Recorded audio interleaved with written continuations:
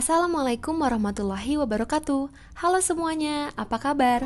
Pada video ini, kami dari kelompok 11 akan menjelaskan mengenai diagnostik kesulitan belajar dan remedial teaching. Kelompok 11 beranggotakan Diva Spani Rahayu, Muhammad Ikhwan Al-Kisham, Yasmin Maisa Darmawan, dan Najma Fauzia. Diagnosis kesulitan belajar. Pengertian diagnosis. Menurut Thorndike dan Hagen, diagnosis dapat disimpulkan sebagai berikut.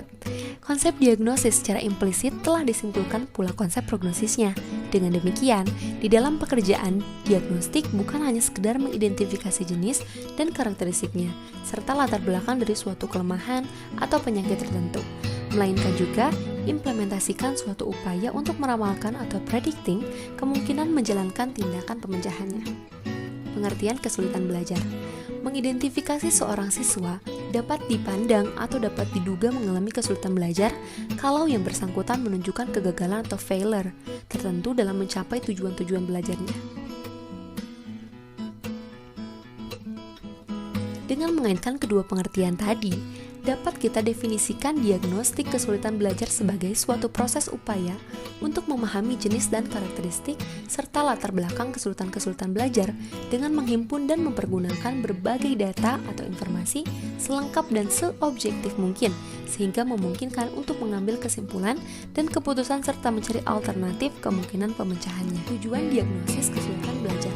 Tujuan ini untuk menemukan sumber kesulitan belajar dan merumuskan rencana tindakan remedial atau perbaikan. Dengan demikian, tes diagnostik sangat penting dalam rangka membantu siswa yang mengalami kesulitan belajar dan dapat diatasi dengan segera apabila guru dan pembimbing peka terhadap peserta didik tersebut. Baik, saya Najma Fauzia akan menjelaskan mengenai strategi diagnostik kesulitan belajar. Yang pertama ialah identifikasi kasus. Pada langkah ini, menentukan siswa mana yang diduga mengalami kesulitan belajar. Yang kedua, identifikasi masalah.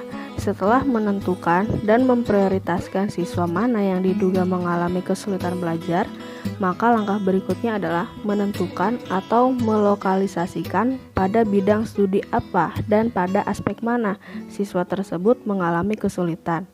Yang ketiga, identifikasi faktor penyebab.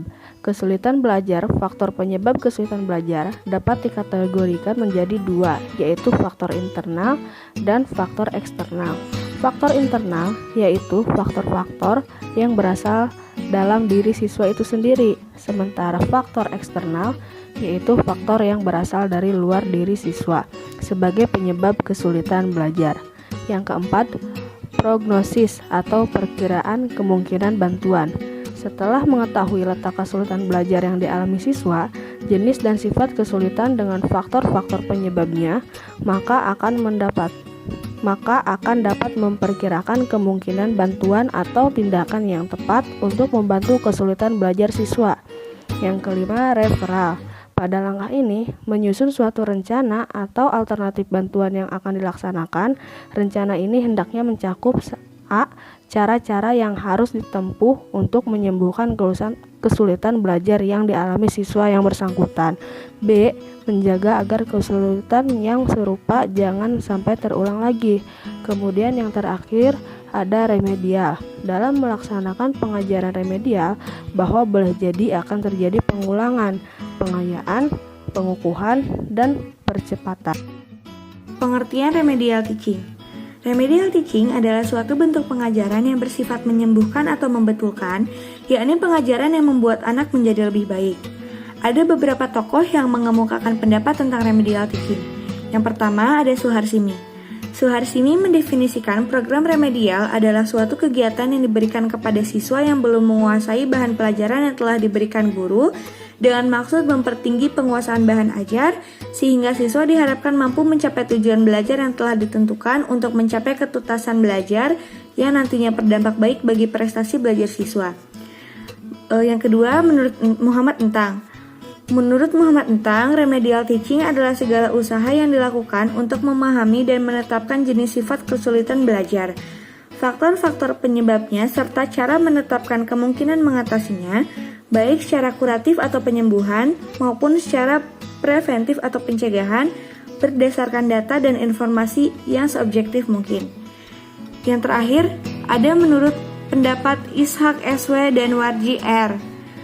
Menurut mereka, remedial teaching adalah salah satu bentuk pemberian bantuan, yaitu pemberian bantuan dalam proses belajar mengajar yang berupa kegiatan perbaikan terprogram dan disusun secara sistematis. Remedial teaching biasa dikenal dengan istilah pengajaran perbaikan dalam sistem kurikulum sekolah. Ada juga yang menyebutnya dengan istilah corrective instruction. Dalam remedial teaching, yang disembuhkan, diperbaiki, atau dibetulkan adalah keseluruhan proses belajar mengajar yang meliputi cara belajar, metode mengajar, materi pelajaran, alat belajar, dan lingkungan yang turut mempengaruhi proses belajar mengajar. Selanjutnya, saya Najma Fauziah akan menyebutkan berbagai tujuan dari remedial teaching. Yang pertama, memahami dirinya, khususnya yang menyangkut prestasi belajar, meliputi segi kekuatan, kelemahan, jenis, dan sifat kesulitan. Yang kedua, memperbaiki cara-cara belajar ke arah yang lebih baik sesuai dengan kesulitan yang dihadapi. Yang ketiga, memilih materi dan fasilitas belajar secara tepat untuk mengatasi kesulitan belajarnya. Yang keempat, mengembangkan sikap-sikap dan kebiasaan baru yang dapat mendorong tercapainya hasil belajar yang baik.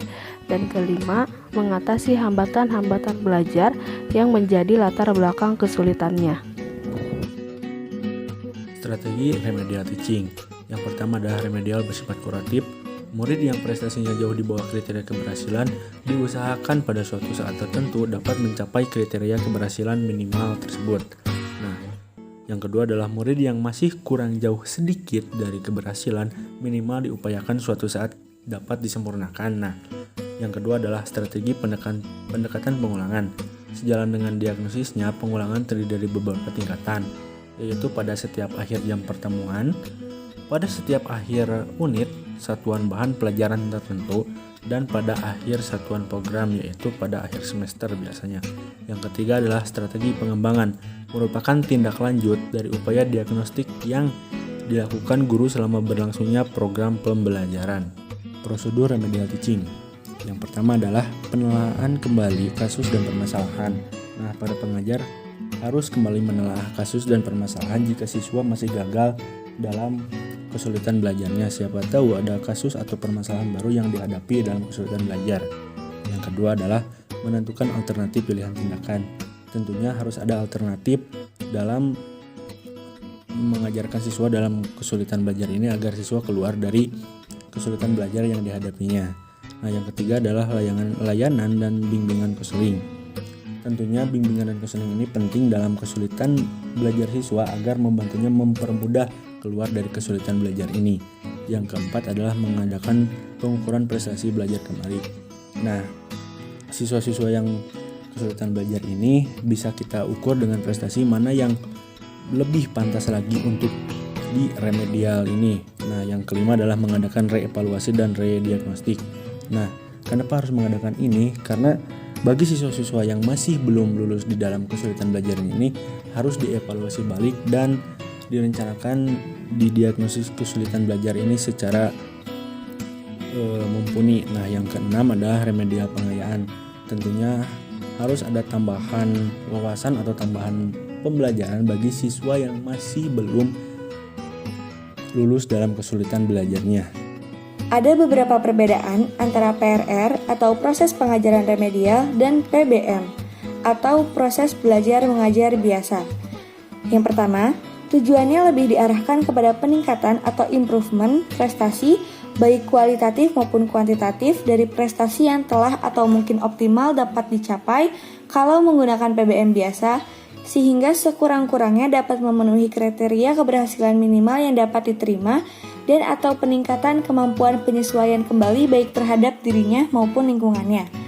Yang kedua, strategi pendekatan, metode atau teknik, materi atau program, bentuk atau jenis tugas lebih menekankan penyesuaian terhadap keragaman kondisi objektif, kapasitas atau IQ, motivasi, minat, aspirasi, penguasaan pengetahuan, sikap, dan lain-lain yang dapat dipandang sebagai remodulasi atau modifikasi, repetisi, akselerasi, pengayaan dari PBM biasa atau konvensional atau klasikal. Sekian pemaparan dari kami. Mohon maaf bila ada kesalahan. Wabillahi taufik wal hidayah. Wassalamualaikum warahmatullahi wabarakatuh.